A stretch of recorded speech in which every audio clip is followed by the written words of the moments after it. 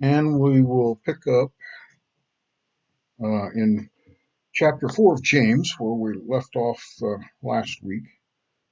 James uh, has been given his audience of his day and us today a blueprint of what to do when you're seeking the wisdom from above, the heavenly wisdom, and how it affects our daily lives, or how it should affect our daily lives. And in verse 5, where we left off, we were talking about the role of the Spirit and God's jealousy um, for our attention in our lives here in this world, which tries to steer us and pull us away from Him. And He is going to give us some more valuable lessons today. There's several points today that I think are important for everybody to incorporate in their life and understand. And if we do, the rewards will be great, because not only will we have guaranteed eternity in heaven, but we'll also have a better life here on earth. So we'll pick up at verse 6 and start discussing it. But he gives a greater grace. Therefore it says, God is opposed to the proud, but gives grace to the humble.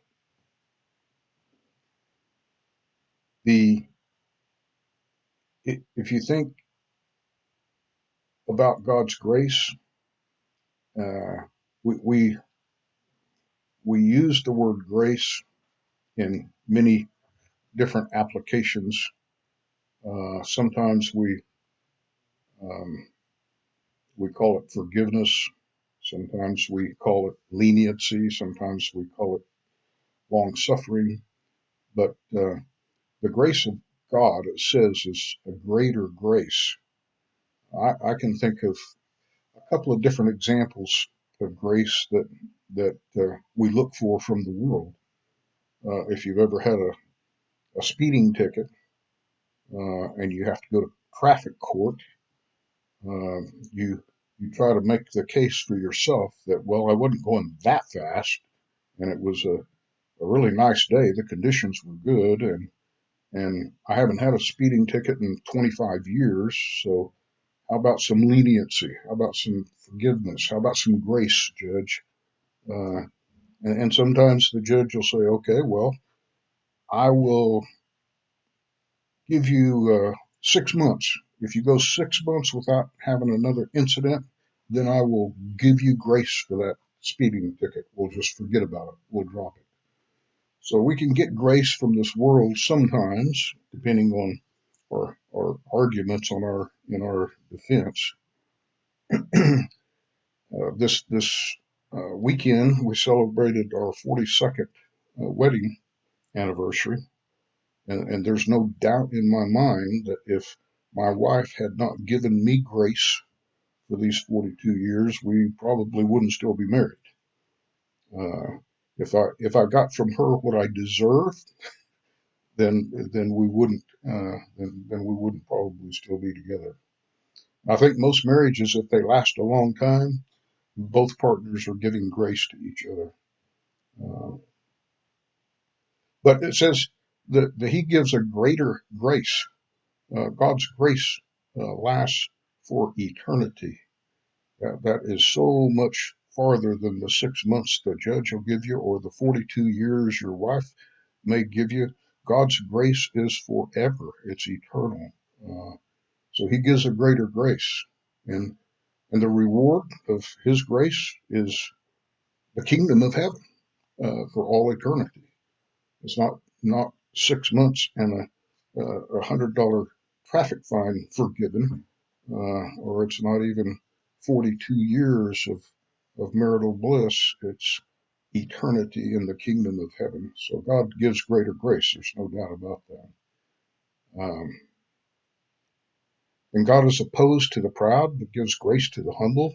How many times can we find that in the Bible? It's not very hard. There's dozens. Psalms 138 verse 6 says, "For though the Lord is exalted, yet he regards the lowly, but the haughty he knows from afar." In 1 Peter 5:5, "You younger men likewise be subject to your elders, and all of you clothe yourselves with humility toward one another, for God is opposed to the proud, but gives grace to the humble." Um, so pride is one of the biggest faults that men can have, women also, mankind. Uh, if you live a life with pride, then you are sinning against God and disappointing those around you.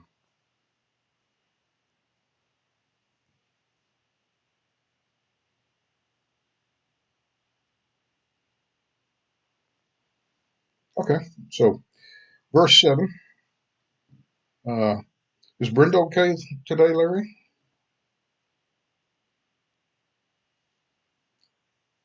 I'm sorry. What was that? Can't hear you. Can you hear me? Uh, hmm. That's Okay, odd. I can't hear you. Yes. now I got you. Okay. Uh, okay, so we move on to verse 7, actually 7 through 10. "Submit therefore to God, resist the devil, and he will flee from you. Draw near to God, and he will draw near to you. Cleanse your hands, you sinners. Purify your hearts, you double-minded. Be miserable and mourn and weep. Let your laughter be turned into mourning and your joy to gloom. Humble yourselves in the presence of the Lord, and he will exalt you." There's some strong words here, but first of all, let's talk about the word resist. Um, Practically in every case in the Bible where it speaks of the devil and how we should respond to him, it uses the same Greek word for resist, and the source for it, the source for that Greek word is translated into resist, and it's also translated into histamine, um, as in your body's response to invading virus or bacteria. Your immune system starts a chain reaction with histamines that prepares your body for battle and helps you to resist or fight or remove the virus or the bacteria or whatever's invading your body. That's why we take antihistamines if we're having a immune response for an allergen instead of an actual bacteria or virus, to try to knock the histamines down, uh, because it causes some side effects that's not particularly comfortable. And the same word is used in response to resisting the devil. We're supposed to resist him immediately with all of our effort, with all of our defenses, prepare ourselves for his attacks. In 1 Peter 5:9, it reads, "But resist him," speaking of Satan, "firm in your faith, knowing that the same experiences of suffering are being accomplished by your brethren who are in the world." We're not unique. Each of us uh, has those vulnerabilities and are uh, tempted by the devil, or attacked by the devil. In Ephesians 6:13, it says, "Therefore take up the full armor of God so that you will be able to resist in the evil day, and having done everything to stand firm." What James is saying here is to not back up, not even a baby step. If you back up, if you back away from the devil, if you try to withdraw or retreat, he will attack you even more aggressively. Uh, he does not see weakness as a reason for stopping. He sees weakness as a reason for becoming more aggressive. In the military, the worst uh, situation you can ever find yourself in is to try to retreat in the face of an enemy that is pursuing you. Because during retreat, you have no defenses, you have no fighting positions, you can't engage many of your weapons while they're in travel mode. So when you retreat, you're the most vulnerable that you can be, and can lead to a complete rout where the enemy completely overtakes you and consumes you. Kind of like Gaddafi's forces in the first Desert War. If you can remember the number of burning tanks along the highways where his army tried to retreat out of Kuwait, just hundreds and hundreds and hundreds of military vehicles and tanks. The soldiers had to just abandon the vehicles and walk across the desert because we were blowing the vehicles up faster than they could travel or run away. So when we face the devil, or when we uh, have conflict with the devil, you have to make a stand and resist. If you give Satan an inch, he will take you all the way to hell. Like Clint was speaking last week, the spiral down into sin. The more sin you allow in your life, the more sinful you become. And it gets to a point where you are completely lost.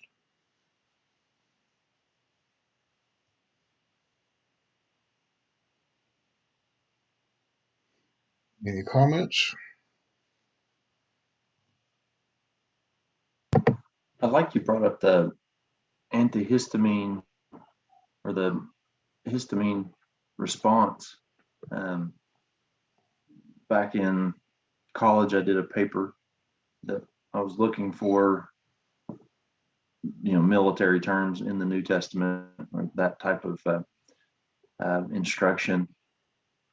And, had I had better research skills, that one I should have come across that. I'm sad I did not find that. That resistance I should have noticed that was paralleled with stand in Ephesians. But again, you don't think about the biological warfare that's going on. It's a parallel or a fractal of the spiritual that also takes place. Yeah. Yeah, it's and it's dangerous to turn your back to an enemy or to the devil, or there's some people that uh, have compromised immune systems. The mic dropped out, and I'm trying to put him back in again. Those people who have compromised immune systems uh, leads to all kinds of biological problems, and many of them have a shortened life because their body's not able to resist. Uh, and you find that probably in the spiritual world too. Some people's immune systems, spiritual immune systems, like uh, the full armor of God. And the spiral or the sometimes you don't even resist. I think that's why the leprosy was used basically as a walking metaphor of what happens. Not that the person who was a leper was there for evil, but it was a walking picture of exactly what's going on. The unclean and corrosive nature of it. Exactly. And it stresses in Ephesians the whole armor of God. It's not if your immune system is compromised, then you're vulnerable to all kinds of diseases, And cancer. That's basically cancer is when your body's immune system is no longer able to fight off the virus of cancer because it's always there. You're always being attacked by cancer. It's just that when you're young and healthy, your immune system is fighting it off, and eventually you lose that battle. And the stronger your immune system is, the longer you can fight. But the whole armor of God, if you're not strong in the full armor of God, you're not going to be able to resist the devil, which means prayer and studying the Word and living the life, the, from the shield to the sword to the body armor. Okay, Mike's back with us again.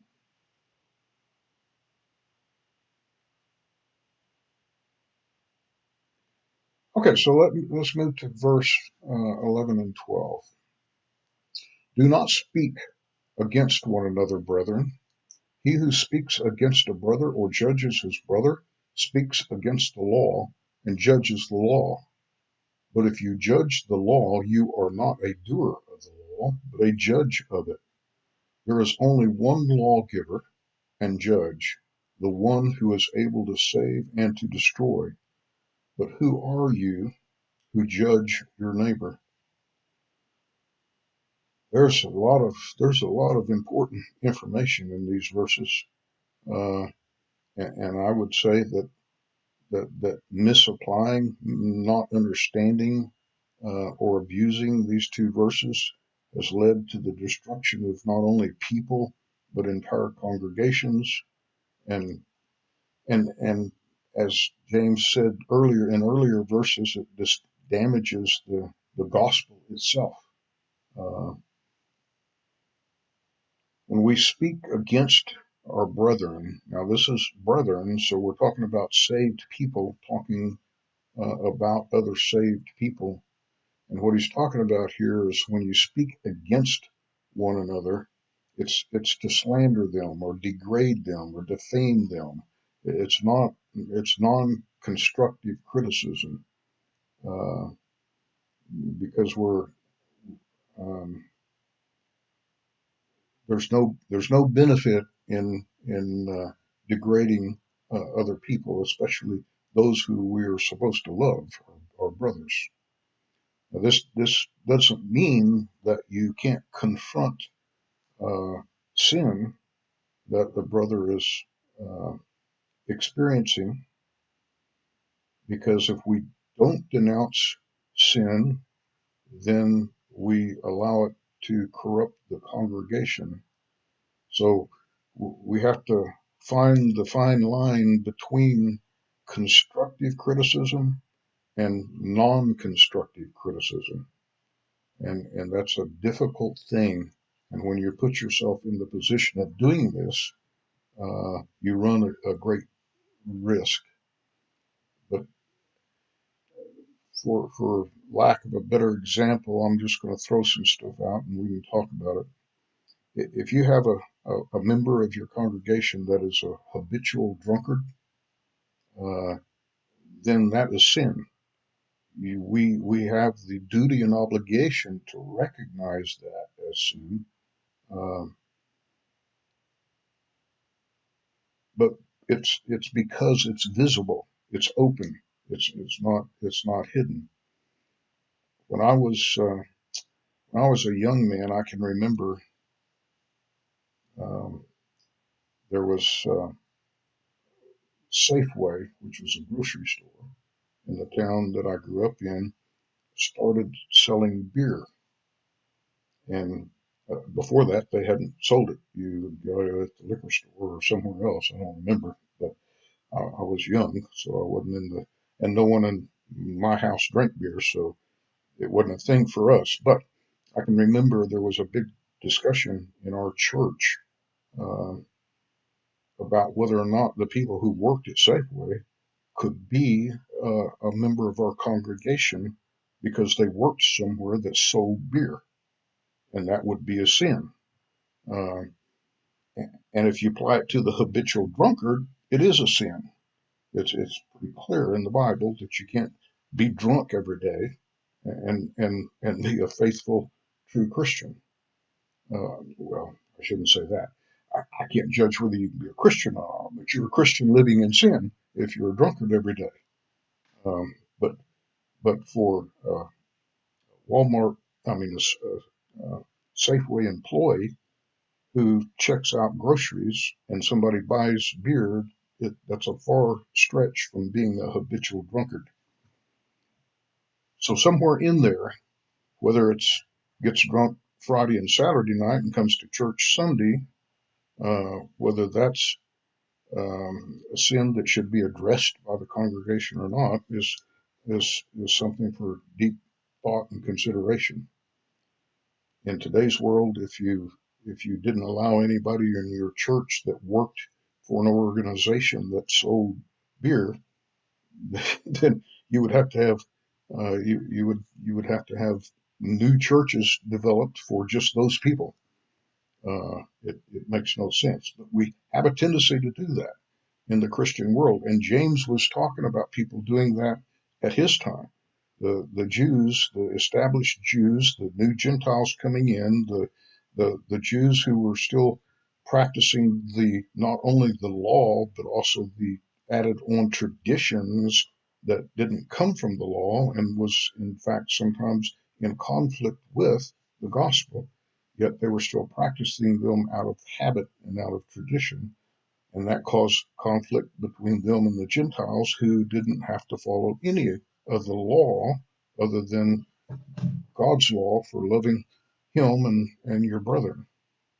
So this is where these verses is trying to give us a picture of what is and is not appropriate when we talk about against our brethren. And again, this is not a discussion. We're not talking about discussing uh, uh, whether you're an Armenian or whether you uh, what's the alternative, Well, Calvinist. there's This Calvinists this and there's a whole umbrella of non-Calvinists. yeah, but the point is that you can differences in theological interpretation and understanding of the word.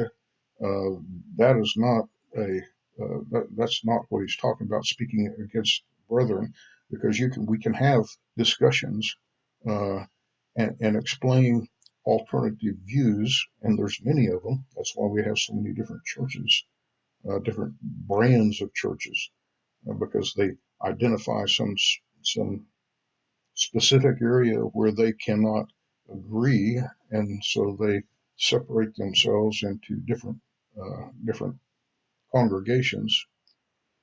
So that, but this is talking about literally slandering your brother. Um, and there's been many relationships destroyed and congregations disrupted, and like I said, the gospel itself damaged. So when we talk about judging our neighbor, we have to we have a responsibility to, when their sin is overt and visible and and uh, and can affect the rest of the congregation in a negative way. We have a responsibility for calling that out, but it should be done with a concerned heart. In other words, the first thing you should do is pray. Pray that you yourself are seeing clearly, and that what you're thinking and seeing and feeling is rightful in God's eyes, not just yours. And then you should pray for the person, uh, and pray for the Holy Spirit to intervene in that person's life, because it's a whole lot better if that person can see the light and change his ways through the Holy Spirit than if you have to try to change him. And then whatever you do should be done with kindness, It should be done with care for the benefit of the brother that you're judging or identifying. When this thing talks about judging the law, uh, do we judge the law on a regular basis? Judging the law is basically disobeying it intentionally, willfully. It's when you say, well, I don't agree with that law, so I'm not going to abide by it. I'm going to do what I choose to do. Um, the best example I can think of is speeding in your car. How many people speed? How many people break the speed limit? Well, I'll neither confirm nor deny. and when you see a nice big 4-lane highway with little or no traffic and the weather's beautiful and you're driving a car that has no problems and you're comfortable going 60, 70 miles an hour and the speed limit's posted at 30, you're thinking, why? Why do I have to go 30 miles an hour? I can easily go 70 miles an hour and still be safe. So you creep over that 30 to 40 to 50, you drive whatever you think is right. You've just judged the speed limit law. Uh, and I'm not gonna say when it's not appropriate to do that, or it's okay. Uh, we're told to follow man's law too, as long as it doesn't conflict with God's law. But we never have the right to judge God's law. We don't get to pick and choose which parts of God's law we will obey and which ones we will not obey. So we all have a tendency to judge laws and make exceptions for ourselves, but don't do it with God's law.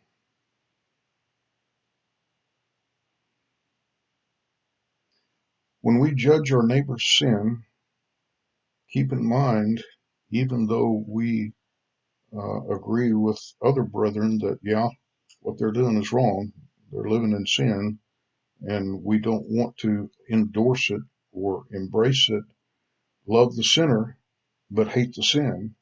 If you accept the sin, you're condoning it, and you're leading to more problems. But while we're doing that process, keep in mind that we're not judging their heart like God does. We can only judge the visible overt sin. We still don't have the right to pass judgment on them as to whether that means they're saved or unsaved, whether what the relationship with God is.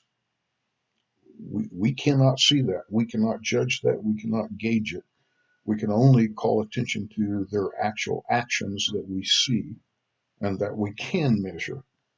Uh, so we can condemn their actions, but we can never condemn their heart. We don't have the power or the ability to do that.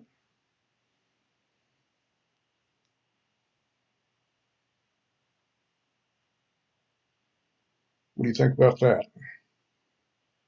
Did I stumble through that enough to make sense?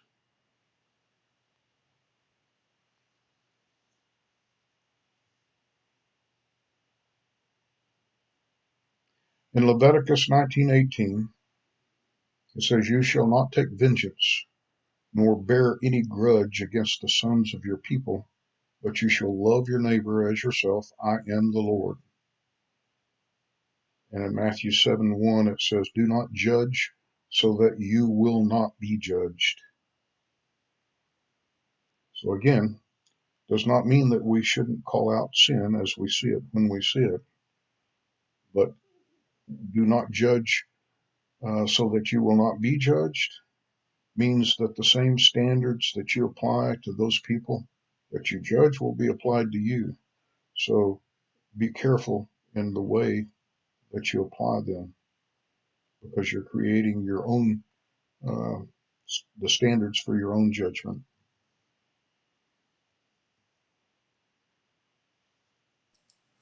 I can't recall the verse right now, and I'll probably mess this up trying to explain it. But The Bible tells us that even if we think something's wrong, that for us it is wrong. So I think a lot of things fall into that, especially, things like selling the beer, for example, where it's not specifically prohibited or talked about in the Bible. But if we think it's wrong for us, then it is wrong. But I don't know of anywhere where it says that if we think it's wrong, then it's wrong for your brother too. And that's I try to keep that in mind. At least I'm trying to learn to do that. And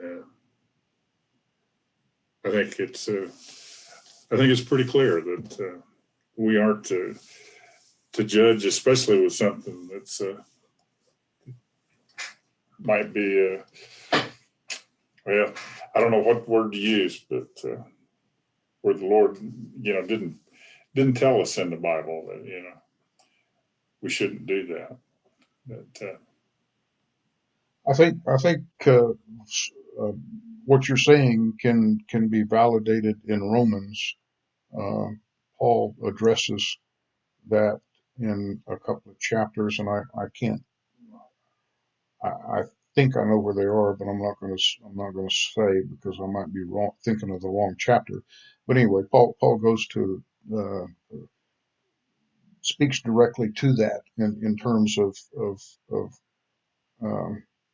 like eating meat that has been dedicated to idols or Satan, uh, and whether it's sinful or not sinful. Well, if a brother thinks it's sinful, then it is, and if not, then not. Again, that goes back to what James was trying to uh, clear up how to live with those people who have different backgrounds, different beginning points, and therefore uh, think of things that are sin to them and not sin to you, and you have to respect, because if you do something to harm a brother, then that in itself is sin, because it's not done in love. So you're right. Doing something that you think is a sin is a sin. Think and for some people, doing something that they don't think is a sin is not a sin, even though it's the same thing that the two people are doing. They're just doing it with a different.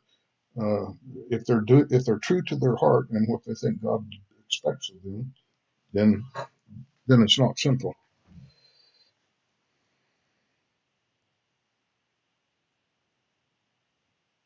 Those areas get very, very difficult to when it's marginal, when it's close call. Don't, and that's what do not judge, so that you will not be judged.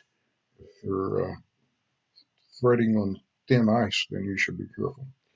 Verse 13 and 14. Come now, you who say, today or tomorrow we will go to such and such a city and spend a year there and engage in business and make a profit. Yet you do not know what your life will be like tomorrow. You are just a vapor that appears for a little while and then vanishes away. Um, this is not saying that you shouldn't engage in business. It's not saying that you shouldn't try to make a profit. It's not saying that you shouldn't plan ahead. It's saying that God should be involved in uh, that plan. You should go to God for His guidance and approval of whatever your life uh, goal is or whatever your plan is. In Ecclesiastes, Solomon gave us a sense um, of what our future, our destiny is based on, which is vanity of utility, hevel. If we're living a life under the sun without God, uh, then we're not placing God in the appropriate place in our life. We have no reason to hope for our plans to be successful. In Proverbs 27:1, it says, "Do not boast about tomorrow, for you do not know what a day may bring forth." Um, we can only plan based on what we can see, and we don't know when the next breath is going to be taken away from us. 15. Instead, you ought to say, if the Lord wills, we will live and also do this or that. Deo volente is Latin for God willing. Uh, each beat of our heart, every breath we take is God's will. We don't know when we're going to be over, done, but God does. Now, I believe that we can facilitate that. I think we can cause our own demise, and or reduce the life that God had planned for us, uh, by our actions or lack of actions. In the military, we used to say, turn around and look behind you, and if no one's there, you're not the leader, somebody else is. And that's the same way with God. We cannot be his followers if he is not leading us. You have to put God in front of you to follow him. If you keep putting him behind you, then you're the leader, not him. And that's what we do. A lot of times we just decide, and like I said earlier, I'm hoping to go see my mother this afternoon. But that's up to God more than it's up to me. That's what I hope to do, and God willing, I'll go see her this afternoon. But when you make absolute plans on your own by yourself without consulting God, or recognizing that He has the final say in what you do, you're not putting Him in the place of a leader that He should be. 16. But as it is, you boast in your arrogance. All such boasting is evil. Either you give God credit for your success in life, or you are arrogant. That's firmly my thoughts. If anything that you achieve in this life, anything that you have in this life, the source was God. And if you don't give God the credit, then you're being a boastful, proud person. I like the parable that Jesus gave in Luke 12:16. And he told them a parable saying, the land of a rich man was very productive, and he began reasoning with himself, saying, what shall I do, since I have no place to store my crops? Then he said, this is what I'll do. I'll tear down my barns and build larger ones, and there I will store all my grain and all my goods. And I will say to my soul, soul, you have many goods laid up for many years to come. Take your ease, eat, drink, and be merry. But God said to him, you fool, this very night your soul is required of you, and now who will own what you have prepared? So is the man who stores up treasure for himself and is not rich towards God.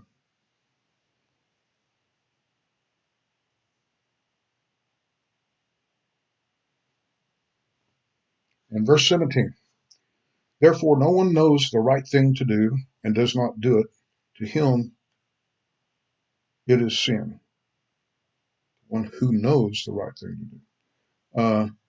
James, and this may address kind of what you were talking about earlier, Larry. If you know what to do, if you know what God wants you to do, even if it's not found anywhere in the Bible, if you know what God wants you to do and you don't do it, it's sin. You can find in the Bible what not to do, which causes you to sin, but you also are required to know what God wants you to do, and if you fail to do it, that's sin also. Um, and it's fairly easy. We usually know those things we're not supposed to do. Do not kill. Uh, uh, that's pretty clear cut. So if we do it, we've violated God's law. We've disobeyed God's rule. We have sinned. but it's also like the spiral that Clinton was talking about last week. If you turn that spiral down over, it can also be a stairway up. The more we study, the more we learn, the more we understand about what God expects of us, then the more sin that we can avoid by not disobeying Him. And the more sin you avoid, the higher you get back out of that spiral down. But here James is talking about, he's warning about the sin of omission, those things that we should do and we don't, the opportunities that he gives us that we don't engage in. We ignore, or we rationalize, or we justify. We just play dumb to the fact that he wanted us to help that person that's in need, or support financially a charity that is important. In other words, if we don't do the things that God uh, gives us an opportunity to do, then we're committing a sin just as much as if we disobey something God has already ordered. Any final comments or thoughts?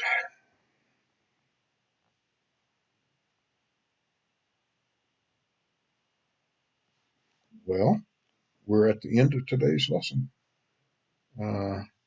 and we will take up chapter 5 next week. All right. Well, good to see you. Okay, doke. Yeah. Maybe Dennis will be back with us next week. Perhaps so. Well, I hope so. Well, let's look at verse number 10 one more time. In the presence of the Lord, and he will exalt you. I think that's a good one to remember, keep in mind with the plans we make, the judgments we try to hold to ourselves and others, and about everything we do, humble ourselves, let God lift us up, Exactly seeking right. our own vain glory. Yeah, that'll take care of a lot of sin, won't it? Sure will. Yeah. Yes, that's the humility is the best trait of a Christian. That's the foundation of living a Christian life. The opposite of pride, of being proud. You're right. You're right, Clint. He will exalt you if you stay humble. Okay. We'll see you all Take next care, week. guys. Okay. Bye, guys.